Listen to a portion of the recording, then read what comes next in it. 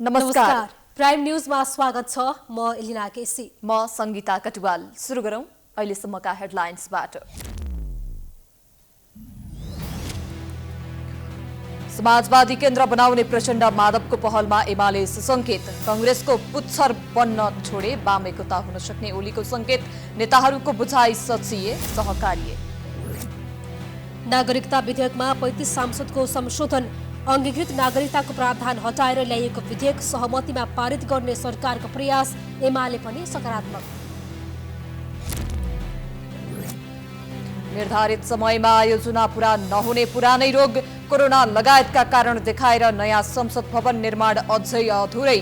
सम्पन्न हुनुपर्ने समयमा आधा मात्रै काम। अक्सिजनेटर नहुँदा गंगालाल सहित मुटु अस्पतालहरूमा शल्यक्रिया रोकियो। तत्काल व्यवस्थापन गर्न चुनौती। सहजीकरण गर्न स्वास्थ्य मन्त्रालय तयार।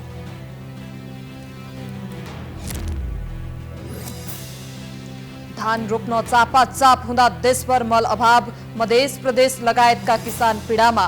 मलको माग गर्दै सप्तरीमा किसानहरू आन्दोलनमा। प्रदेश सरकार मुखदर्शक। प्रधानमन्त्री विक्रमासिंघेले श्रीलङ्काको राष्ट्रपति चयन। आर्थिक संकट समाधानका लागि सबै दललाई मिलाएर काम गर्ने प्रतिबद्धता। प्रदर्शन भने रोकिएन। र 1 वर्ष कार्यकाल बाँकी छँदै नेपाली राष्ट्रिय क्रिकेट टिमका प्रमुख प्रशिक्षक पुबुदु दासनाइकेद्वारा पदबाट राजीनामा।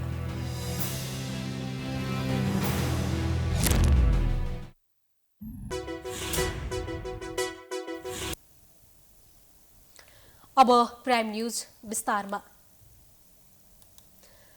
प्रदेश र संघको चुनाव मङ्सिरमा गर्ने तयारी भइरहँदा कम्युनिस्ट दल र तिनका नेताहरू के रणनीति बनाउने भन्नेमा केन्द्रित छन्।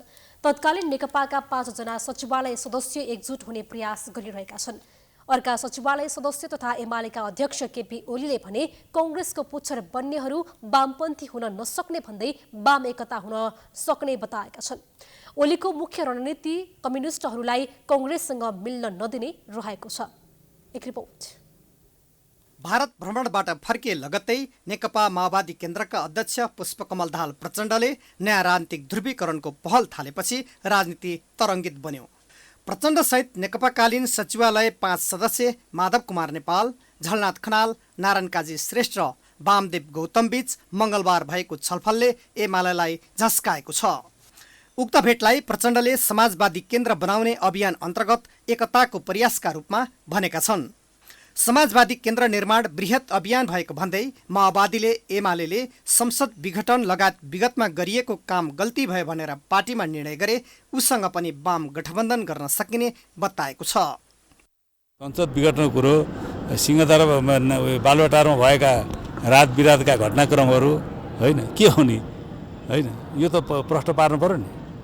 त्यत्तिकै अहिले हामी गएर ल वाम गठन भइहाल्यो चुनाव जित्नलाई, होइन एमालेसँग सहिलो हुन्छ नि, चुनाव जित्न सहिलो हुन्छ, तर त्यसको परिणाम के हुन्छ, होइन त्यो करेक्सन हुनु पर्यो, त्यसले रियलाइज गर्नु पर्यो। होला हाम्रा नि कमजोरी भएका छैनन् भन्ने कुरो होइन, तर मुख्य कमजोरी त गल्ती त उहाँको हो नि। उहाँले ठोस रूपमा आएको त्यो पार्टीभित्र निर्णय हुनु पर्यो, निर्णय गरेका छैन। अहिले पनि संसद विघटन गरेर ठिक थियो भन्ने त्यहाँ बहस भइरहेको छलफल भइरहेको छ। कांग्रेसले वर्तमान गठबन्धन कायम राख्ने निर्णय गरे लगत्तै प्रचण्ड लगायतका कम्युनिस्ट नेताहरूको दौडधुपलाई अर्थपूर्ण रूपमा हेरिएको छ। 5 जना नेताले भेटघाट गरेको भोलिपल्टै एमाले अध्यक्ष केपी ओलीले प्रचण्ड र नेपाललाई अहिलेको 5 दलीय गठबन्धन छाडेर वाम एकता अभियानमा आउन आग्रह गरे। चेतावनीयुक्त भाषामा ओलीले वास्तविक वामपन्थी कोही भए गठबन्धन छोडेर एकतामा आउन अपिल गरेका हुन्। आफूलाई वामपन्थी भन्नेहरू कांग्रेसको पिँडुला समातेर रुने गरेको भन्दै ओलीले प्रचण्ड र नेपाललाई कटाक्षी पनि गरेका छन्। वामपन्थी छौ कोही भने एमाले खुला छ, वामपन्थी छौ कोही भने गठबन्धन छोड, गठबन्धन परित्याग गर आऊ। कांग्रेसले कहिले कहिले यिनीहरूका गाला ठ्याम्म हान्छ क्या, झिल्का निक्लिने गरी अनि च्याप्प खुट्टा समातेर यस्तो पिडुला समातेर यसो गरेर रुन्छन् क्या। ठुलो छु भन्दैमा हामीलाई नहेप यसरी हेप्ने हो, हेपाइ अति भयो, खुट्टा समातेर छोड भनेर झड काट्छ। गठबन्धन टुट्नु हुँदैन, कुनै हालतमा टुट्नु हुँदैन, छोड्दिनँ, नाइ के म छोड्दिनँ। यसअघि नेकपा माओवादी केन्द्रका अध्यक्ष दाहालले जसपाको कारबाहीमा परेका नेता डाक्टर बाबुराम भट्टराईसँग पनि कुराकानी गरिसकेका छन्। यसरी एमालेलाई एक्ल्याएर अन्य वाम शक्तिहरू मिल्न खोजेपछि ओलीले पनि काङ्ग्रेससँगको सहकार्य तोडेर आउन चुनौती दिइरहेका छन्।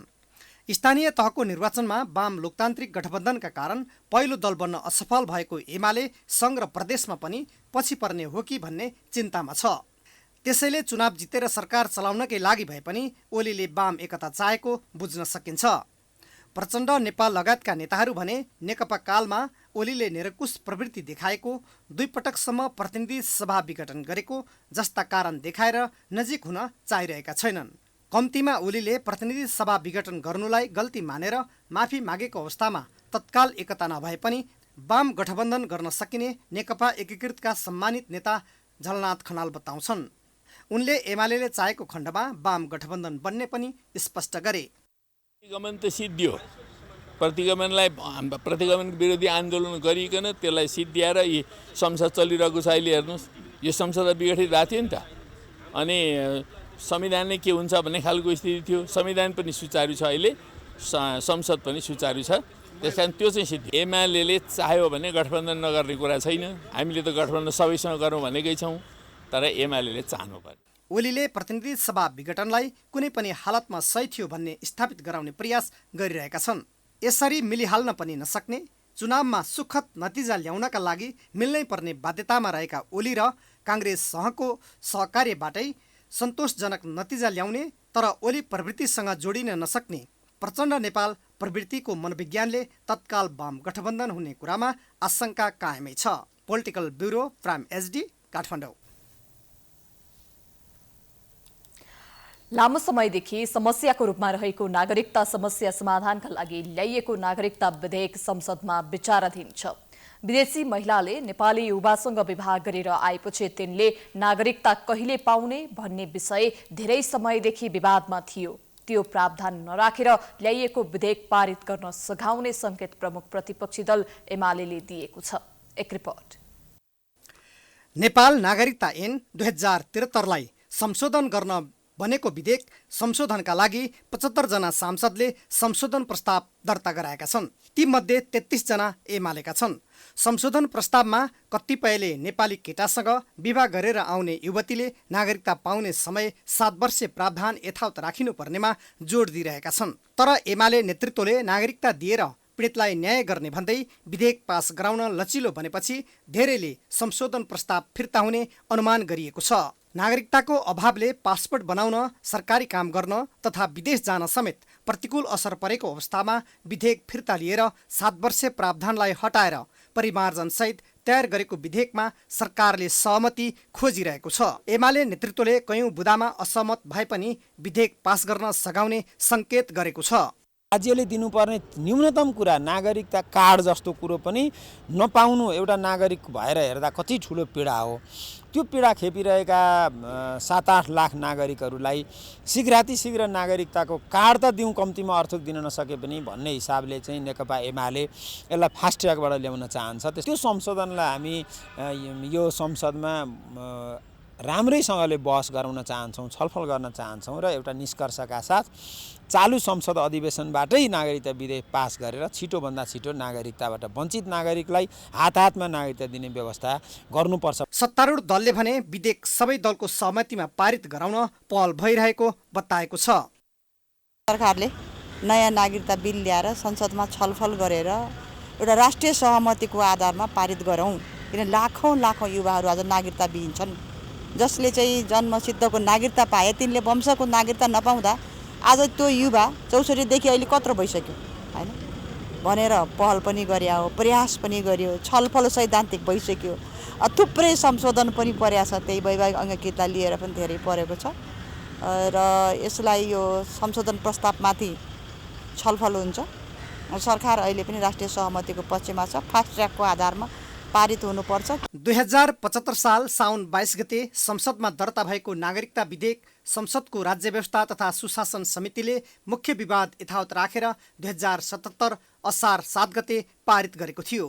विधेयकमा नेपाली केटोसँग विवाह गरेकी युवतीलाई विवाह गरेको 7 वर्षपछि मात्रै नागरिकता दिन सकिने प्रावधान सहित विधेयक समितिले पारित गरेको थियो। तर यो प्रावधान हटाउँदै सरकारले नयाँ विधेयक ल्याएको हो।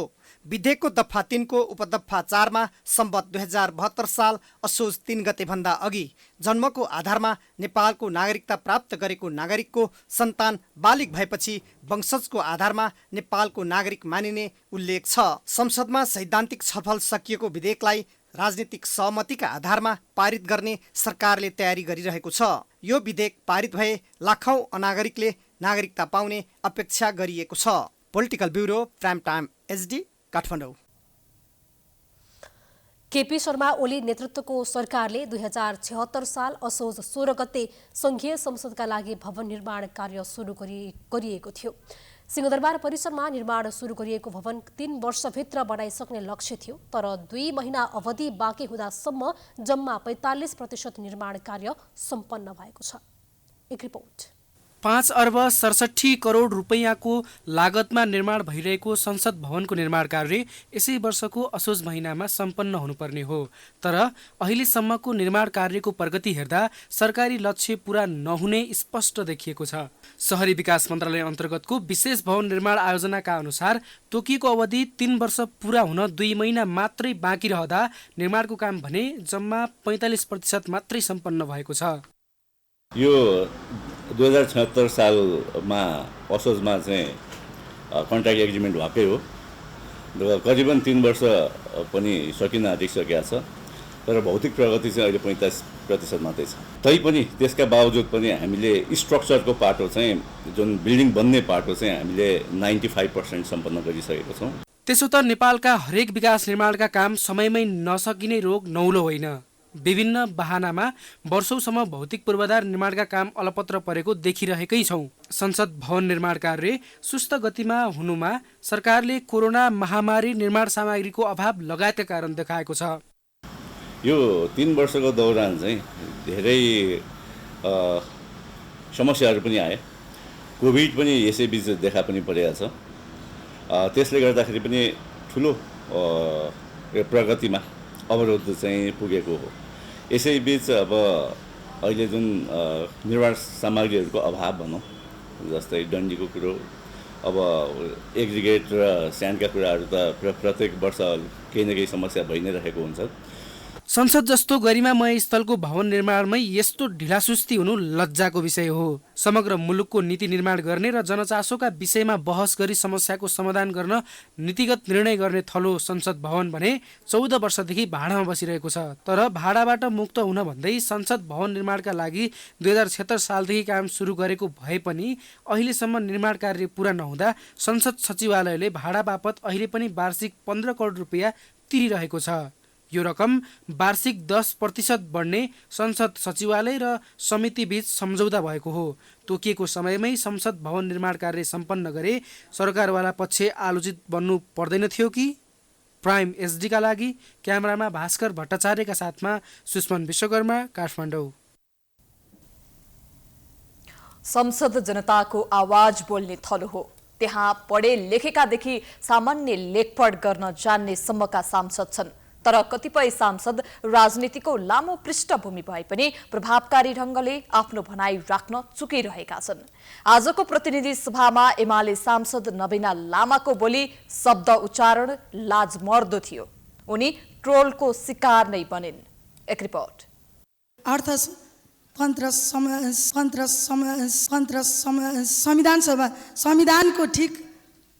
संविधानको ठिक विपरीत छ। यो भनेको एउटा पाखण्डवाद हो।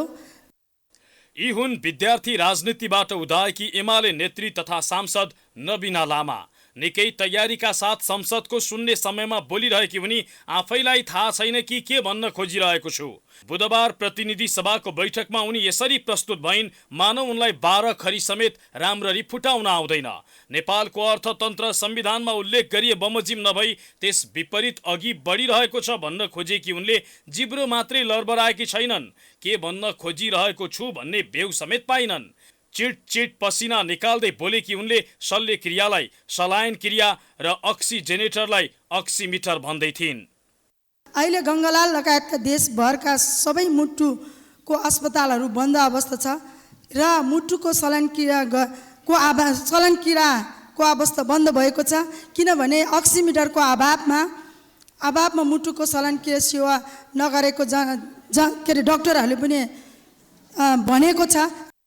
एमालेको समानुपातिक कोटाबाट सांसद बनेकी लामा के निरक्षर नै हुन् त? होइनन्। उनले स्नातकोत्तर अर्थात् MA पढेकी छिन्। उनी विद्यार्थी राजनीतिबाट उदाएकी नेत्री हुन्। नबिना लामा मात्रै होइन, यसरी बोल्नै नजान्ने र संसदमै ठसी कन्नेमा सभामुख अग्नि सापकोटाको नाम पनि दर्ज भएको छ। गत जेठ 19 गते प्रतिनिधि सभाको बैठक सञ्चालन गर्दै गर्दा सुरुमै उनले तत्कालीन कृषि मन्त्री महेन्द्र राय यादवको भारत भ्रमण मन्त्री परिषदबाट स्वीकृत भएको सूचना सुनाउनु पर्यो र उनले यसरी सूचना सुनाए कि मानौ उनी अङ्ग्रेजीको अ पनि उच्चारण गर्न जान्दैनन्। मन्त्री परिषदको कार्यालयबाट पत्र प्राप्त भएको छ, सोको बेहोरा म पढेर सुनाउँछु। माननीय कृषि तथा पशुपन्छी विकास मन्त्री महेन्द्र राय यादव भारतको नयाँ दिल्ली तथा उडिसा भुवनेश्वरमा आयोजना हुने high level Nepal study mission to India on right to food and food sovereignty act कार्यक्रममा सभामुख सापकोटा निरक्षर होइनन्। संसद सचिवालयमा उपलब्ध गराएको विवरणमा उनले अर्थशास्त्र र नेपालीमा स्नातक गरेका छन्। पढे लेखेका जनप्रतिनिधिको त यो हविगत छ भने सामान्य लेखपढ गरेका कुमारी मेचे जस्ता सांसदहरूको किन नछुटोस् पसिना। संसदमा निधाएर ट्रोल हुँदै आएका सांसदहरू हिजो आज बोल्न नजानेर ट्रोल बन्न थालेका छन्। प्रमुख प्रतिपक्षी नेकपा एमालेका सांसद भीम रावलले एसपीपी सम्झौता नगर्ने पत्र पठाउन सरकारलाई रुलिङको माग गर्दै रोस्टम नछाडेपछि प्रतिनिधि सभाको बैठक प्रभावित भएको छ। प्रतिनिधि सभाको बुधबारको बैठकमा एसपीपी सम्झौतामा सहभागी नहुने पत्र पठाउन सरकारलाई रुलिङकोमा माग गर्दै रोस्टम नछाडेपछि बैठक प्रभावित भएको हो। बैठकमा सभामुखको अध्यक्षता गरेकी सत्य पहाडीले ध्याडाकर्षण भएको र पटक पटक बस्न अनुरोध गर्दा पनि रावलले भने रुलिङ नभएसम्म रोस्टम नछाड्ने अडान राखेका थिए। सो क्रममा केही सांसदहरूले नियमापत्ति समेत गरेका थिए। त्यस लगत्तै सभामुख अग्नि सापकोटा आएर रावलले उठाएको विषयमा ध्याडाकर्षण भएको बताएको विषयान्तरण नगर्न आग्रह गरे, तर रावलले भने एसपीपी सम्झौतामा सहभागी नहुने बारे अमेरिकालाई पत्र लेख्नुपर्ने दोहोर्याए। मन्त्रीज्यूले बोल्नुहुनेछ यस विषयमा, मन्त्रीज्यूलाई चाहिँ बोल्नको लागि रुलिङ पनि गरिएको छ। मैले सदनको सरकारलाई सहयोग खोजेको सम्मान्य सभामुखज्यू, यो मन्त्रीज्यूको जवाबले हुने भए त यहाँ गृहमन्त्रीज्यू परराष्ट्र मन्त्रीज्यूले पहिले नै जवाब दिइसक्नुभयो। फेरि त्यसपछि पनि तपाईँले आफ्ना कुरा पनि राख्नु भएको छ, चेयरबाट पनि चाहिँ मेरो ध्यान आकर्षण भएको छ भनेको छ। त्यसै गरी फेरि हाउसमा तपाईँले कुरा राखिसकेपछि सरकारको पनि ध्यान आकर्षण भएको छ। त्यसपछि सभामुख सापकोटाले केही बेरका लागि संसद बैठक स्थगित गरेका थिए। 15 मिनट स्थगित भएर सुरु भएको प्रतिनिधि सभा बैठक भने सहज रूपमा अघि बढेको थियो। प्राइम न्यूज जारी छ, हामी ब्रेक पछि आउँछौं।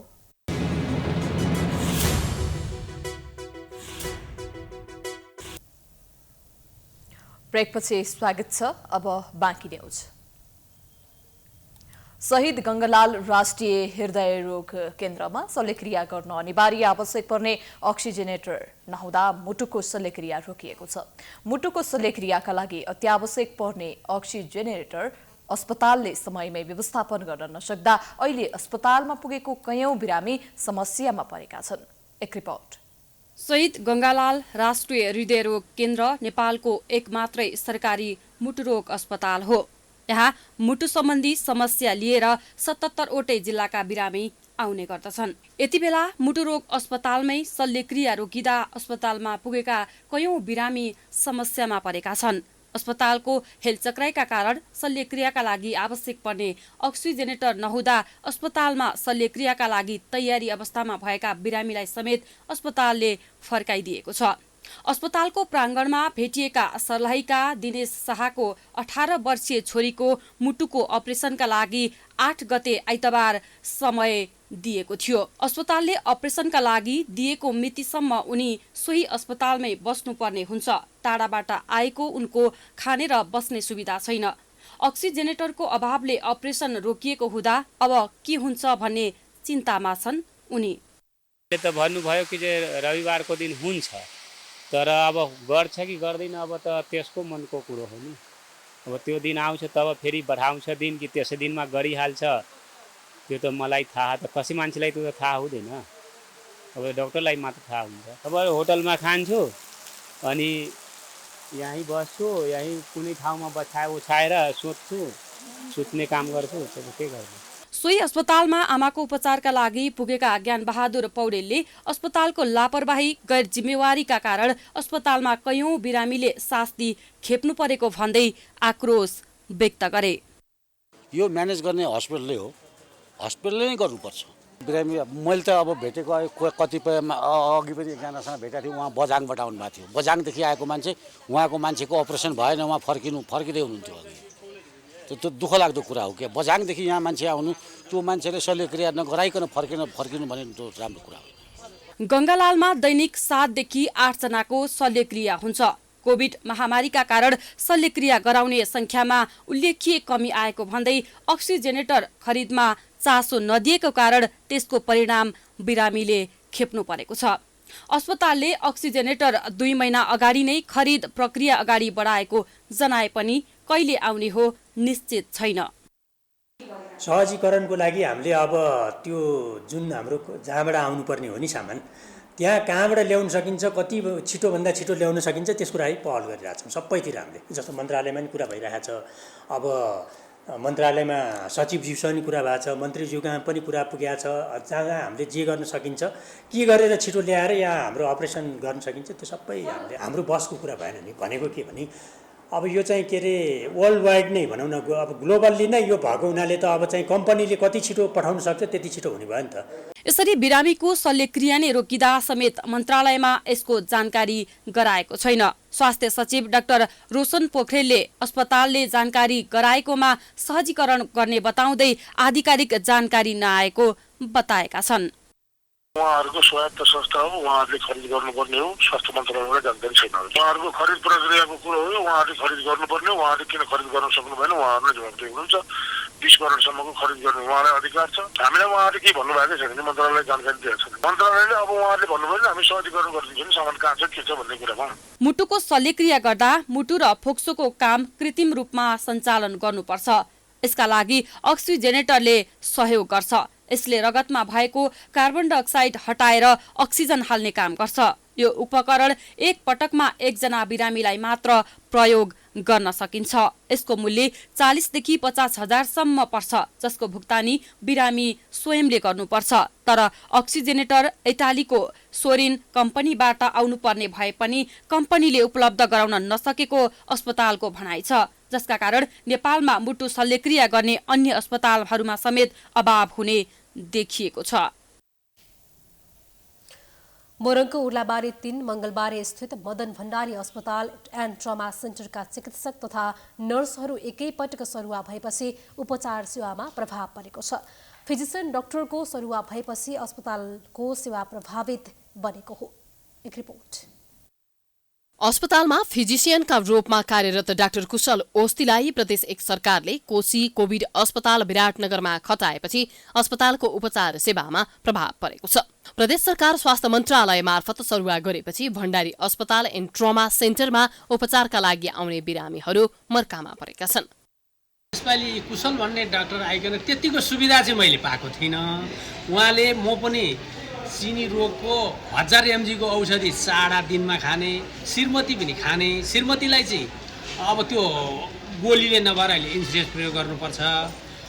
अब उहाँ आइकन हामीलाई कस्तो सुविधा थियो, अनि के हुन्छ कसो हुन्छ, जिउ दुख्ने, हातखुट्टा खाने, तपाईँलाई खाना खाएर सुत्दा कस्तो हुन्छ, उठ्दा कस्तो हुन्छ, यस्ता कुरा सोध्नुहुन्थ्यो। यस्तो राम्रो डाक्टरले राख्नु हुँदैन। योभन्दा अगाडि नै आएको थिएँ आउन चाहिँ, अब अहिले चाहिँ सरै भेटिएन। अनि अब के गर्नुहुन्छ? अब के गर्ने, हामीलाई उहाँ सर चाहिन्छ, उहाँ सरसँगै देखाउने। उहाँ मजाको हुनुहुन्थ्यो, त्यो भयो नि अब राम्रो हेर्नु भएको थियो आमालाई, त्यही भएर उहाँ सरलाई नै भेट्नु भनेर आएको। डाक्टर ओस्तीको 3 महिनाको अन्तरालमा सरुवा भएको हो। प्रदेश सरकारले प्रदेश 1कै नमूना ट्रमा सेन्टरका रूपमा विकास गर्ने घोषणा गरेको भए पनि 1 जना मात्रै फिजिसियन डाक्टर रहेको अस्पताल अहिले चिकित्सक विहीन बनेको छ। अस्पतालमा दैनिक जसो ओपीडी सेवा लिन 400 भन्दा बढी र आकस्मिक सेवा लिने 25 भन्दा बढी बिरामीहरू आउने गरेका छन्। अस्पतालमा फिजिसियन डाक्टरको अभावमा अहिले बिरामीलाई रिफर गर्नुको विकल्प नभएको अस्पतालका कर्मचारीले बताएका छन्। यस्तै उर्लाबारी नगरपालिकाले नगरपालिका मातहतमा रहेका 4 जना स्टाफ नर्सलाई फिर्ता बोलाउने निर्णय गरेको छ। उर्लाबारी नगरपालिकामा नयाँ नेतृत्व आएसँगै अघिल्लो नेतृत्वले गरेका निर्णयहरू उल्ट्याउँदै नयाँ नेतृत्वले 4 जना नर्सलाई फिर्ता लैजाने निर्णय गरेपछि अस्पतालको उपचार सेवा प्रभावित भएको छ। हाम्रो यो फिजिसियन जेनरल मेडिसिन र इन्टर्नल मेडिसिनले हेर्नुपर्ने बिरामीहरू चाहिँ आधा भन्नाले 200 देखि 250 जति चाहिँ त्यसको बिरामी हुन्छ। अब हाम्रो भएको 1 जना फिजिसियन डाक्टर साहबलाई अब प्रदेश सरकारले प्रदेश स्वास्थ्य मन्त्रालयले अहिले कोशी कोभिड अस्पतालमा सरुवा गरेको अवस्था छ। त्यसले गर्दाखेरि त्यसले प्रत्यक्ष असर अब बिरामीहरूलाई प्रत्यक्ष असर पर्न जान्छ। अब उहाँको रिप्लेसमेन्ट पनि हामीले पाएको छैनौँ, त्यसको वैकल्पिक कुनै व्यवस्था पनि अहिले तत्काल भइसकेको छैन। त्यसले गर्दाखेरि अब प्रत्यक्ष असर चाहिँ सेवाग्राहीहरूलाई नै पर्न जान्छ। नगरपालिकाले नर्स फिर्ता बोलाउने निर्णयले अस्पतालको सेवा प्रभावित बन्ने भएको भन्दै निर्णयलाई पुनर्विचार गर्न अस्पताल व्यवस्थापन समितिले आग्रह गरेको छ।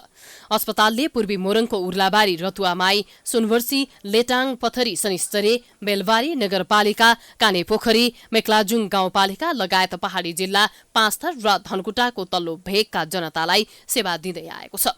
जनताको स्वास्थ्य जस्तो संवेदनशील विषयका बारेमा नगरपालिकाले समयमै सोच विचार गरी चिकित्सकको व्यवस्थापन गर्न जरुरी छ। प्राइम एसडीका लागि मोरङबाट कुमार खड्काको रिपोर्ट। नेपालमा थप 391 जनामा कोरोना संक्रमण पुष्टि भएको छ। देशभर गरिएको 2562 पीसीआर परीक्षणका क्रममा 340 जना र 1419 एन्टिजेन परीक्षणका क्रममा 51 जनामा कोरोना संक्रमण पुष्टि भएको स्वास्थ्य मन्त्रालयले जनाएको छ। कोरोनाका कारण बुधबार कसैको पनि मृत्यु नभएको मन्त्रालयले जानकारी दिएको छ र त्यस्तै थप 46 संक्रमित निको भएका छन्। हाल नेपालमा 2276 सक्रिय संक्रमित आइसोलेसन रहेका छन्। रोपाईको समय बित्न लाग्दा समेत मलको व्यवस्था नगरेको भन्दै जनमत पार्टीले सप्तरीमा प्रदर्शन गरेको छ। जनमत पार्टीको आह्वानमा कार्यकर्ता सहित किसानहरूले सदरमुकाम राजविराजमा विरोध प्रदर्शन गरेका थिए। प्रदर्शनकारीले समयमा मलको व्यवस्था गर्न माग गर्दै मध्य प्रदेशका कृषि तथा पशुपक्षी विकास मन्त्री मृगेन्द्र कुमार सिंह यादव विरुद्ध नाराबाजी समेत गरेका थिए। किसानको समस्या समाधानमा प्रदेश सरकार उदासीन भएको भन्दै किसानहरू आक्रोशित भएका थिए।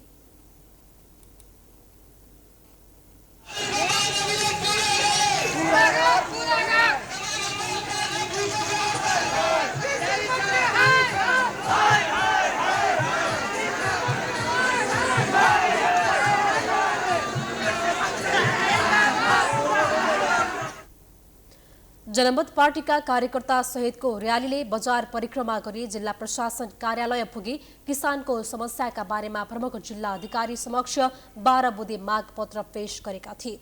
प्रदर्शनमा जनमत पार्टीका जिल्ला इन्चार्ज ममता झा, केन्द्रीय सदस्य सुरेन्द्र शर्मा मधेसी, पूर्व जिल्ला संयोजक चन्देश्वर मण्डल, किसान युवा नेता रघुनन्दन यादव लगायतको सहभागिता रहेको थियो। ज्ञापन पत्रमा समयमा नै मल, खाद्य र बियोभिजनको व्यवस्था, सिँचाइको व्यवस्था, सिँचाइ प्रयोजनका लागि बिजुली निशुल्क, कृषि उपजको समर्थन मूल्य निर्धारण, किसानलाई पेन्सनको व्यवस्था लगायतमा माग जनमत पार्टीले राखेको थियो। ज्ञापन पत्र बुझ्दै प्रजीय जनार्दन गौतमले जनमत पार्टीले किसानका सम्बन्धमा राखेका माग तत्कालै प्रधानमन्त्रीको कार्यालयमा पठाइदिने प्रतिबद्धता जनाएका थिए। नेकपा एकता अभियानका संयोजक वामदेव गौतमले देशमा नयाँ पुस्तालाई समाजवादी आन्दोलनको उपलब्धि अनुभूति गराउनुपर्ने आवश्यकता रहेको बताएका छन्। जनसमाजवादी पार्टीको दोस्रो महाधिवेशन उद्घाटन गर्दै गौतमले पछिल्लो पुस्ताले समाजवादी आन्दोलनको उपलब्धि आत्मसात गराउने दायित्व आफूहरूको भएको बताएका हुन्। नेपाली सुहाउँदो समाजवाद निर्माण गरेर छोड्नेछौँ र त्यो कामको निम्ति हामीले आफ्नो जीवन लगभग समाप्त गरेका छौँ र यो उत्तरार्धमा म जस्ता व्यक्तिहरूले भावी पिँढीलाई छोड्नुपर्ने समाजवाद मात्रै हुनेछ र त्यो समाजवाद हामीले जग बसालेर छोड्नेछौँ भन्ने एउटा प्रतिबद्धता मैले गरेको छु। यस्तै नेकपा एमालेका महासचिव सीपी मैनालीले आगामी निर्वाचनमा कांग्रेसले बहुमत ल्याई देश युक्रेन जस्तो बर्बादीमा फस्ने चेतावनी दिए। हाम्रो युक्रेन र रुसको जस्तो द्वन्द्व हुन्छ, हामी द्वन्द्वको अगाडि छौँ। त्यही कारण अहिले कसैको यदि देशलाई माया गर्ने हो भने लाबर लुबर गर्ने कुरा छैन। यो गठबन्धन तोड, 5 दलको गठबन्धन तोड। सकिन्छ, देउवाको सरकारलाई हटाऊ, अर्को सरकार बनाएर चुनावमा जाऊ, एक्लै लड, जसले जति ल्याउँछ ती गठबन्धन गर। कसैको कुनै एउटाको नेपाली कांग्रेसको मात्रै अथवा कुनै एउटा दलको मात्रै बहुमत आएन भने त्यो पास नहोला, शान्तिमा हामी बस्नु पाउँला। उद्घाटन कार्यक्रममा नेपाली कांग्रेसका केन्द्रीय सदस्य नयनसिंह महरले कांग्रेसले देशमा राजनीतिक अधिकार सहितको समृद्ध चाहेको स्पष्ट पारे। कम्युनिस्टको पनि कांग्रेसको पनि एउटै हो, तर हामी राजनीतिक अधिकार सहितको समृद्धि स्थापना भएको हेर्न चाहन्छौँ, त्यसमा बढी विश्वास गर्छौँ। कार्यक्रममा प्रगतिशील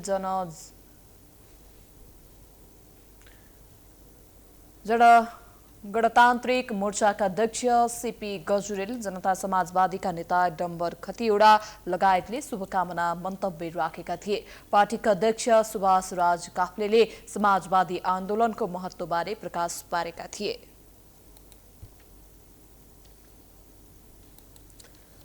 सरकारले स्वास्थ्य बीमा कार्यक्रम निजी अस्पताल तथा मेडिकल कलेजबाट सञ्चालन नगर्ने भएको छ। निजी अस्पतालले बीमा सेवा दिए पनि राज्यबाट पैसा नपाएको गुनासो गरेका छन्।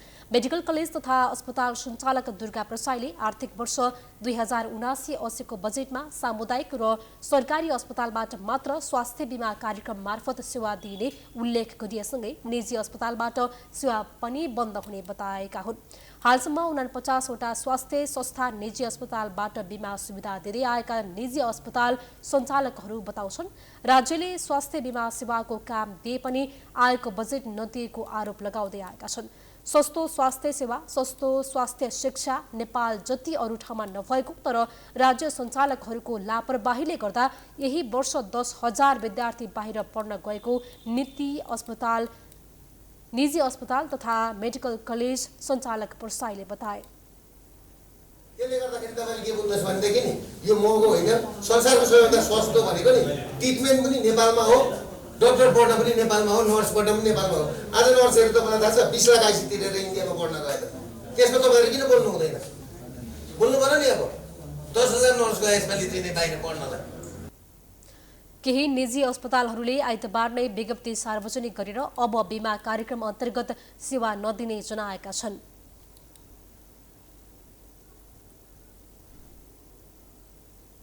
निजी तथा आवासीय विद्यालय संगठन नेपाल प्याप्सन काठमाडौँले आगामी भदौ 12 गते अन्तर्विद्यालय तीज विशेष नृत्य प्रतियोगिता गर्ने भएको छ। आज रिपोर्टर्स क्लब नेपालमा पत्रकार सम्मेलन गरेर प्याप्सन काठमाडौँले उक्त प्रतियोगिता राष्ट्रिय नाचघर जमलमा हुने जनाएको छ। विद्यार्थीहरूको नृत्य प्रतिभा प्रस्फुटन गर्न प्रतियोगिता गर्न लागि आयोजक संस्थाले जनाएको छ। विगत 2 वर्ष कोरोना महामारीको कारण सञ्चालन नगरिएको उक्त प्रतियोगिताको 9औं संस्करणले प्रतिभाशाली विद्यार्थीहरूलाई ठूलो अवसर हुने काठमाडौँ जिल्ला प्याप्सनले जनाएको छ। विद्यार्थीहरूलाई पढाइ लेखाइका साथसाथै अन्य अतिरिक्त क्रियाकलापमा पनि हामीले सहयोग गराउनुपर्छ र विद्यार्थीहरूको चौतर्फी विकासमा होलिस्टिक डेभलपमेन्टमा हामीले ध्यान दिनुपर्छ र त्यही अनुसार विद्यार्थीहरूको प्रतिभालाई हामीले अगाडि बढाउनको लागि यस्ता कार्यक्रमहरू गर्नुपर्छ भन्ने एउटा सोचका साथ हामी प्याप्सनले अगाडि बढिरहेका छौँ। प्याप्सनले अन्तर्विद्यालय तीज विशेष नृत्य प्रतियोगितामा 50वटा विद्यालयहरूलाई मात्र सहभागिता गराउने पनि जनाएको छ।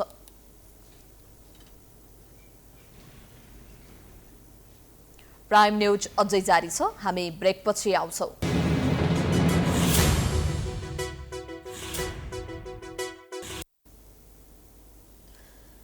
ब्रेकपछि पुनः स्वागत छ। अब इन्टरनेसनल न्यूज।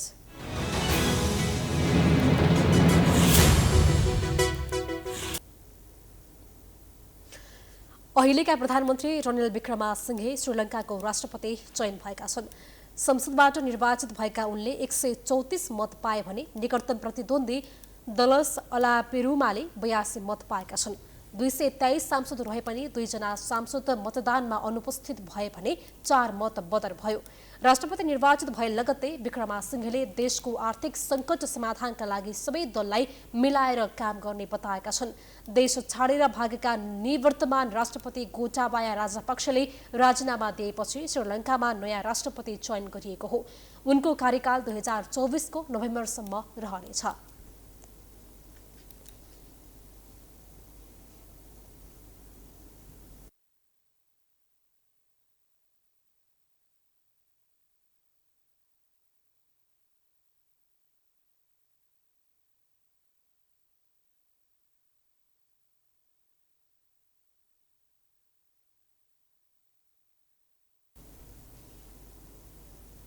अब स्पोर्ट्स न्यूज।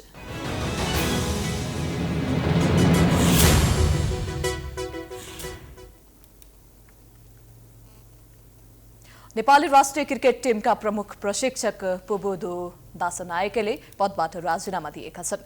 राष्ट्रिय टिमको पछिल्लो प्रदर्शन निरन्तर खस्किँदा पुबुदुले पद छाड्ने घोषणा गरेका हुन्। उनले एक साता अघि नै मेल मार्फत क्यानलाई राजीनामा पत्र बुझाएका थिए। राजीनामा पत्रमा उनले व्यक्तिगत कारण भनेका छन्। बुधबार पत्रकार सम्मेलन गरी उनले पद छाडेको जानकारी गरेका हुन्। उनले राजीनामा दिँदा दुखित भएको बताए। अहिले आफूले राजीनामा नदिए पछुताउनु पर्ने भएकाले यस्तो निर्णय गर्न बाध्य भएको उनको भनाइ छ। क्यानले आफूलाई ल्याइसकेपछि नेपाली क्रिकेट टिम पहिलेको भन्दा धेरै बदलिएको भन्दै उनले नेपाली टिममा धेरै सकारात्मक परिवर्तन आएको दावी गरे। पुबुदुले पहिलो पल्ट सन् 2011 देखि 2015 सम्म नेपाल टिमको प्रशिक्षण सम्हालेका थिए। त्यस समयमा नेपालले आईसीसी विश्व क्रिकेट लीग डिभिजन 4 देखि 1 सम्मको यात्रा गरेको थियो भने सन् 2014 मा बंगलादेशमा आयोजित T20 विश्वकपमा ऐतिहासिक छनौट भएको थियो। पुबुदुले नेपाल क्रिकेट संघ क्यानसँग नेपाल टिममा दोस्रो कार्यकालका लागि गत मङ्सिरमा 2 वर्षे सम्झौता गरेका थिए। दोस्रो पटक नेपाली राष्ट्रिय टिमको मुख्य प्रशिक्षक नियुक्त भएको 8 महिनामै पुबुदुले राजीनामा दिएका हुन्। यसैबीच पुबुदु आजै क्यानाडाको हेड कोच नियुक्त भएका छन्। दासनायके श्रीलङ्कन मूलक क्यानेडियन हुन्। उनले यसअघि पनि क्यानाडाको प्रशिक्षकका रूपमा काम गरिसकेका छन्।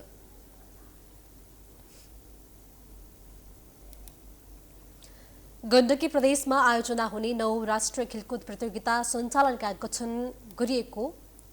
लागि गठन गरिएको 14 उपसमिति मध्ये 12 उपसमितिको संयोजक र सचिवहरू तोकिएको छ। 9 राष्ट्रिय खेलकुदको कार्यकारी समितिले बुधबार पत्रकार सम्मेलन गर्दै 12 उपसमितिको संयोजक र सचिव तोकिएको जानकारी दिएको हो। राखेपका सदस्य सचिव टङ्कलाल घिसिङले 12 उपसमितिको संयोजक र सचिव तोकिएको बाँकी 2 को चाँडै तोकिने जानकारी दिए। 9 राष्ट्रिय खेलकुद प्रतियोगितालाई भव्य बनाउन समारोह उपसमितिको संयोजकमा ऐकेन्द्र कुँवर, सचिवमा सारिङ्गन निरौलालाई जिम्मा दिएको छ। त्यस्तै अनुशासन उपसमितिको संयोजकमा पेमा लामा, सचिवमा नारायण राज अर्याल, स्वास्थ्य उपसमितिको संयोजकमा डाक्टर बुलन्द थापा, सचिवमा डाक्टर ज्ञानेन्द्र विक्रम शाह तोकिएको छ। घिसिङले अन्य पूर्वाधार तयारीको काम पनि जारी रहेको जानकारी दिए। प्रतियोगिता सञ्चालनका लागि आवश्यक पर्ने सामग्री खरिद गर्ने प्रक्रिया समेत अघि बढेको उनले बताए।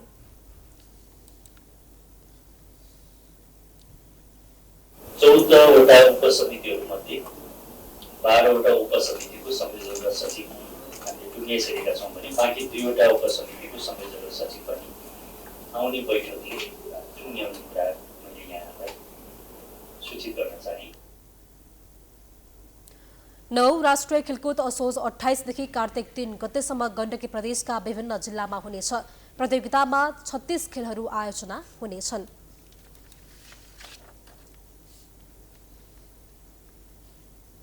हामी प्राइम न्यूजको अन्त्यमा आइपुगेका छौं। जाँदा जाँदै हेडलाइन्स पुनः एकपटक। समाजवादी केन्द्र बनाउने प्रचण्ड माधवको पहलमा एमाले सशंकित, कंग्रेसको पुच्छर बन्न छोडे वाम एकता हुन सक्ने ओलीको संकेत। नेताहरूको बुझाइ सचिए सहकार्य। नागरिकता विधेयकमा 35 सांसदको संशोधन। अंगीकृत नागरिकताको प्रावधान हटाएर ल्याइएको विधेयक सहमतिमा पारित गर्ने सरकारको प्रयास। एमाले पनि सकारात्मक। निर्धारित समयमा आयोजना पूरा नहुने पुरानै रोग। कोरोना लगायतका कारण देखाएर नयाँ संसद भवन निर्माण अझै अधुरै। सम्पन्न हुनुपर्ने समयमा आधा मात्रै काम। अक्सिजनेटर नहुँदा गङ्गालाल सहित मुटु अस्पतालहरूमा शल्यक्रिया रोकियो। तत्काल व्यवस्थापन गर्न चुनौती। सहजीकरण गर्न स्वास्थ्य मन्त्रालय तयार।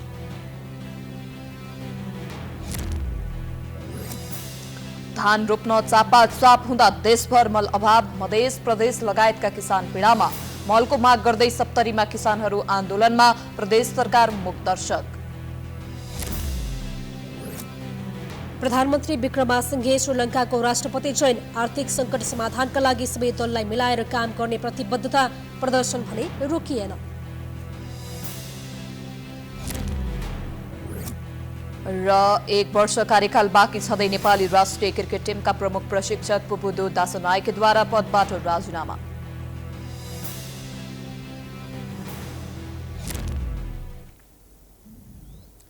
प्राइम न्यूज अहिलेलाई यसपछिको प्रस्तुति जनता जान्न चाहन्छन् ऋषि धमलाको साथमा हेर्न सक्नुहुनेछ।